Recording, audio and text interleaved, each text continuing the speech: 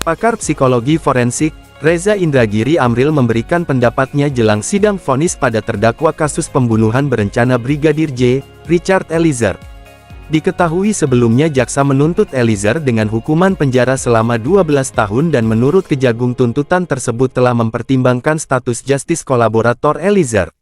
Menanggapi hal tersebut, Reza pun menganalogikan status justice kolaborator yang dimiliki Eliezer ini sebagai whistleblower, atau orang yang tahu persis akan segala aib, kesalahan, serta penyimpangan dalam suatu organisasi dan kemudian muncul dan bersuara ke publik. Mengungkapkan fakta sebenarnya dari kasus pembunuhan berencana Brigadir J yang dilakukan Eliezer ini memang terkesan seperti misi bunuh diri yang akan mengancam kariernya di Polri. Namun menurut Reza, Eliezer sudah menunjukkan bahwa bagi dia yang terpenting adalah kesetiaannya pada sumpah jabatannya sebagai anggota Polri. Bukan kesetiaan kepada kesetiakawanan yang menyimpang, yakni kepada Ferdy Sambo yang membuat skenario pembunuhan berencana Brigadir J. Saya menganalogikan status justice kolaborator ini sebagai whistleblower, bahwa orang yang tahu persis tentang segala aib, segala kesalahan, segala penyimpangan di dalam organisasi akhirnya muncul untuk bersuara kepada publik.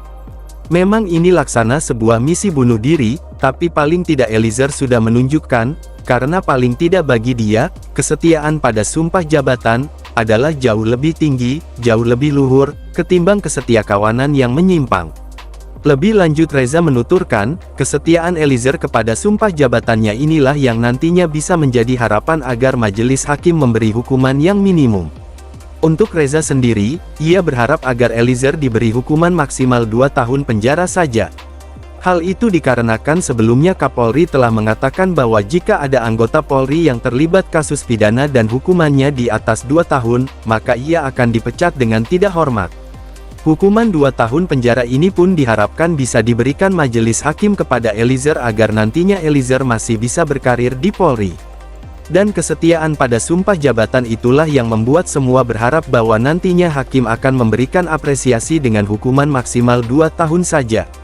Kenapa 2 tahun? Karena sudah ada presiden Kapolri mengatakan kalau ada anggota Polri yang terlibat pidana dan hukumannya di atas 2 tahun akan dipecat dengan tidak hormat. Ini sudah dilakukan dengan Brotoseno beberapa waktu yang lalu. Kalau kita ingin menyelamatkan karir Eliezer sebagai personil Polri, maka berdasarkan preseden sebelumnya, andaikan divonis bersalah hukuman maksimalnya tidak lebih dari 2 tahun saja, pungkasnya.